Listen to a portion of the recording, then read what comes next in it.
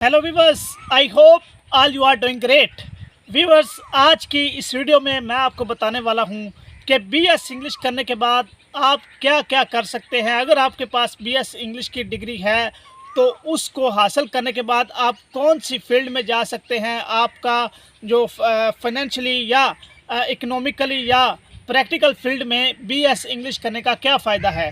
तो viewers, BS English ये एक ऐसी लैंग्वेज है, एक ऐसी डिग्री है जिसको करने के बाद आप बआसानी तौर से बआसानी तरीके पे आप अपनी जॉब को हासिल कर सकते हैं। इसके बहुत ही फ़ायदे हैं। व्यूअर्स, आपने सुना होगा कि पाकिस्तान में सबसे जो सुप्रीम किस्म का जो टेस्ट होता है सीएसएस यानी कि सेंट्रल सुपीरियर सर्विसेज, उसके लिए जब आप पेपर देते हैं, इम्तिहान देते हैं, तो आपको इंग्लिश लैंग्वेज में अबूर हासिल होना लाजमी होता है।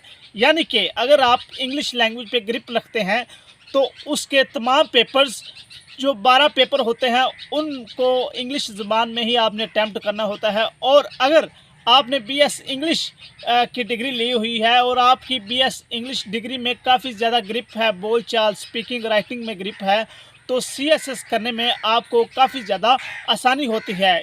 इसके साथ आप पीएमएस यानी कि ये भी एक पंजाब में कॉम्पिटिटिव एग्ज़ाम होता है, उसमें भी आप पार्टिसिपेट कर सकते हैं। उसमें भी आपने जो तमाम तर पेपर्स होते हैं उनको इंग्लिश लैंग्वेज में ही अटैम्प्ट करना होता है और आपका जो इंटरव्यू होता है सीएसएस की तरह इसमें भी इंग्लिश लैंग्वेज में होता है। तो व्यूअर्स, ये इसका सबसे बड़ा बेनिफिट है कि अगर आप सीएसएस करना चाहते हैं तो आपकी इंग्लिश लैंग्वेज में काफ़ी ज़्यादा ग्रिप होना लाजमी है। अगर आपने ऑलरेडी बीएस इंग्लिश किया है तो ये आपके लिए एक एक्स्ट्रा बोनस आप समझ लें, बेनिफिट समझ लें, इसका आपको काफ़ी ज़्यादा फ़ायदा होगा।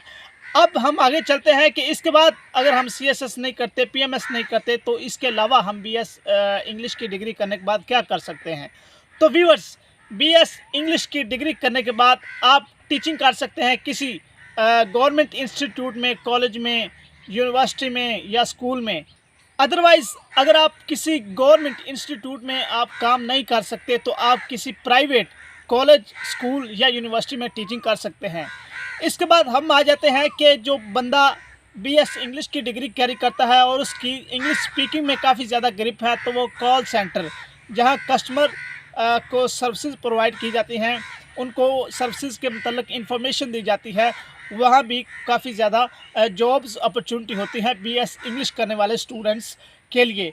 यहाँ आपको इंग्लिश में चैटिंग करनी होती है। अगर आप पाकिस्तान से बिलोंग करते हैं, अगर आप इंग्लिश में करते हैं तो आपको अमेरिकन और जो यूनाइटेड किंगडम यानी कि ब्रिटिश जो लोग हैं उनसे आपको बातें करना होती हैं इंग्लिश में और उनको सर्विसेज के मतलब आपने इंफॉर्मेशन देना होती है। इसके बाद अगर आपने बीएस इंग्लिश की डिग्री ली हुई है तो आप न्यूज़पेपर्स में आर्टिकल्स लिख सकते हैं। यानी कि न्यूज़पेपर में आप किसी मज़मून पर, किसी मौजू पर आप आर्टिकल लिख सकते हैं, तो उससे भी आपको अर्निंग होती है। इसके अलावा आप कंटेंट राइटिंग, कुछ बड़े बड़े जो फ्रीलांसर्स होते हैं, यूट्यूबर्स होते हैं, उनको अपना कंटेंट चाहिए होता है, तो वो उसके लिए जो इंग्लिश राइटर्स होते हैं या स्पीकर्स होते हैं उनसे कांटेक्ट करते हैं और उनसे अपना कंटेंट लिखवाते हैं। यानी कि कंटेंट राइटिंग में भी इंग्लिश की काफ़ी ज़्यादा वैल्यू है।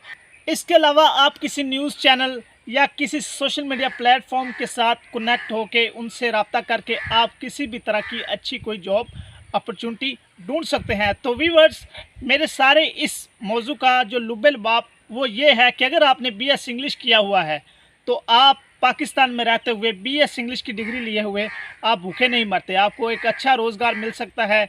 अगर अगर गवर्नमेंट में नहीं मिलता तो आपको प्राइवेट में लाजमी इसका जो है बेनिफिट मिल सकता है। तो व्यूअर्स, अगर आपको बीएस इंग्लिश की डिग्री के रिलेटेड कुछ और क्वेरीज हैं या क्वेश्चंस हैं, आप मुझे डीएम यानी कि कमेंट सेक्शन में करके पूछ सकते हैं। शुक्रिया।